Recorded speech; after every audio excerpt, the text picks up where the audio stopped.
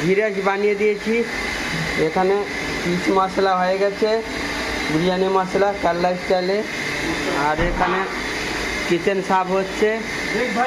এখানে এই এক সুজাপুরি ছেলে আছে, 1 নম্বর বোকাচোদা আছে, সেটা তো বললাম, বুঝতে পারলে?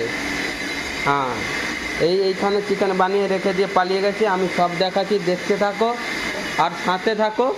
আর সুজাপুরির ছেলেদেরকে ধরে মারো। এই ঘি রাইসটা কেমন হয়েছে দেখতে পাচ্ছেন, দম তোড়ে দিয়েছি। এখানে বিরিয়ানি মশলার পিস আছে, একটু বানাতে। ছোটো মোটো হোটেলে কাজ করি, গরিব ছেলেরা, আর কি করব। আর বড় লোক মামু আছে। দেখছে গার্ডেনের মধ্যে রাস্তায় একটাও লোক নেই, বুঝতে পারছে? একটাই লোক নেই, পুরো ফাঁকা। আর পুরো ফাঁকা দেখতে পাচ্ছেন পুরো রাস্তা।